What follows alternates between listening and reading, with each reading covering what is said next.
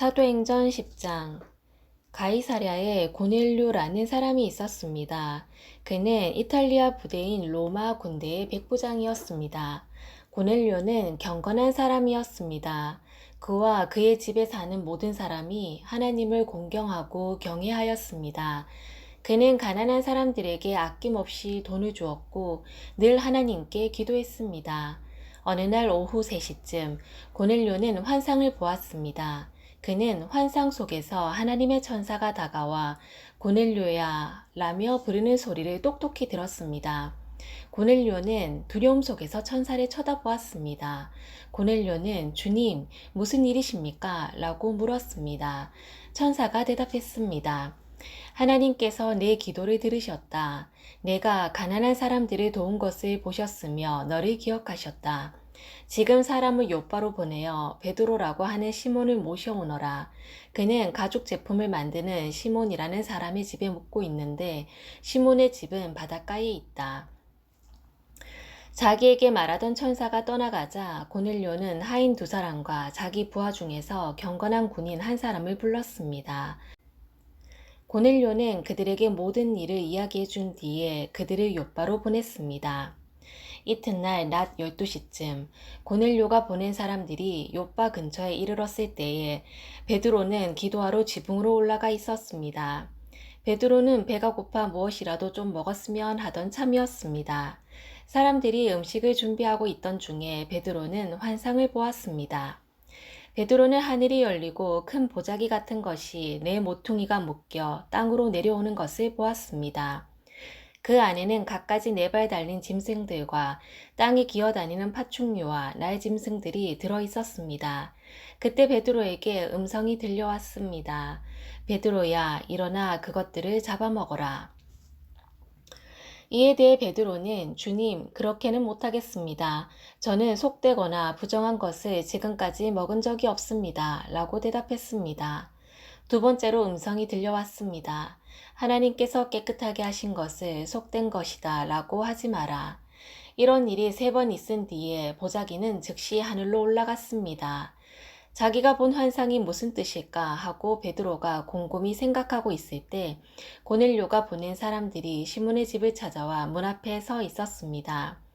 그들은 문 밖에서 베드로라는 시몬이 여기 계십니까? 라고 소리쳐 물었습니다.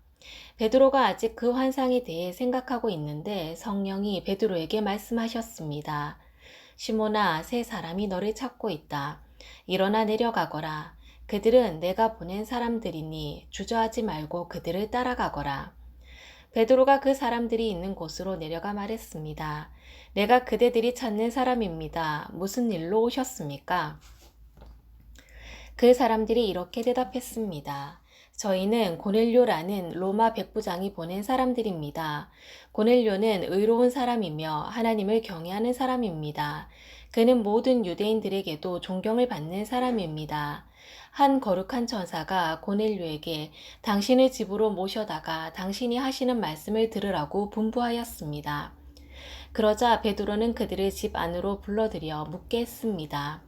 이튿날 베드로는 자리에서 일어나 그들과 함께 고넬료의 집을 향해 출발하였습니다. 요바에서 온 형제 몇 명도 베드로를 따라갔습니다. 그들은 다음날 가이사랴에 도착했습니다. 고넬료는 친척과 친구들을 불러놓고 베드로를 기다리고 있었습니다. 베드로가 안으로 들어가자 고넬료가 그를 맞이했습니다. 그는 베드로의 발 앞에 엎드려 절했습니다. 베드로가 그를 일으켜 세우며 일어나십시오. 나도 사람일 뿐입니다. 라고 말했습니다. 베드로가 고넬료와 말하면서 집 안으로 들어가 보니 사람들이 많이 모여 있었습니다. 이들을 향해 베드로가 말했습니다. 여러분도 잘 아시겠지만 유대인이 이방 사람을 사귀거나 그의 집에 찾아가는 것은 유대법에 어긋나는 일입니다만 하나님께서는 저에게 어떤 사람도 속되거나 부정하다고 해서는 안 된다는 것을 보여주셨습니다. 그래서 여러분이 저를 불렀을 때 이 일을 제기하지 않고 따라온 것입니다. 자, 무슨 일로 저를 부르셨는지 말씀해 주십시오. 고넬료가 말했습니다. 4일 전 이맘때쯤, 그러니까 오후 3시쯤에 집에서 기도하고 있는데 갑자기 눈부신 옷을 입은 사람이 제 앞에 서 계셨습니다. 그는 고넬료야, 하나님께서 내 기도를 들으셨고 내가 가난한 사람들을 도운 것을 하나님께서 보시고 너를 기억하셨다. 지금 사람을 요바로 보내어 베드로라고 하는 시몬을 모셔오너라. 그는 가죽 제품을 만드는 시몬이라는 사람의 집에 묵고 있으며 시몬의 집은 바닷가에 있다 라고 말씀하셨습니다. 그래서 나는 곧 당신에게 사람을 보냈습니다. 그런데 이렇게 와주셨으니 참 잘하셨습니다. 이제 우리 모든 사람은 주님께서 당신에게 하라고 명령하신 모든 말씀을 들으려고 하나님 앞에 모였습니다. 베드로가 입을 열어 말했습니다.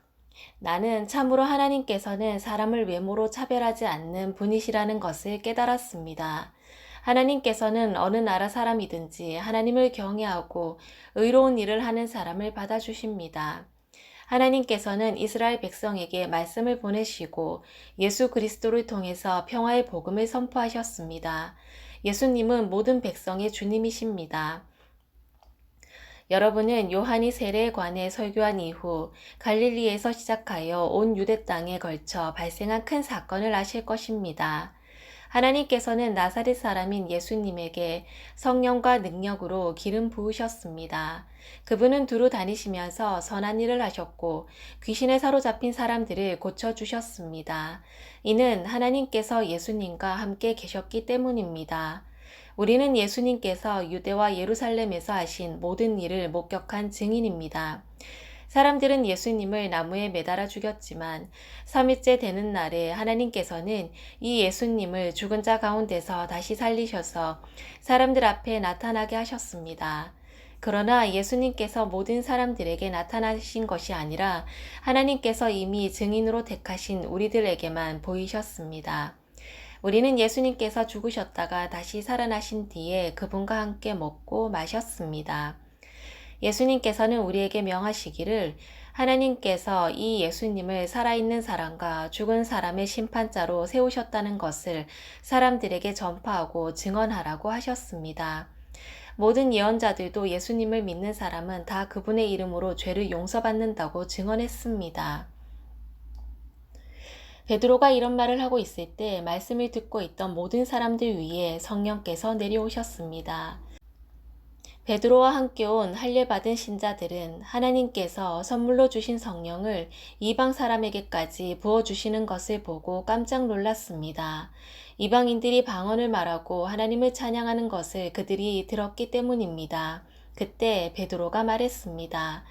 이 사람들이 우리와 마찬가지로 성령을 받았으니 이들에게 물로 세례를 주는 것을 누군들 막을 수 있겠습니까?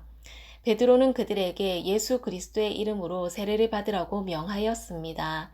그때 그들은 베드로에게 자기들과 함께 며칠 더 머물다 가라고 부탁했습니다. 아멘.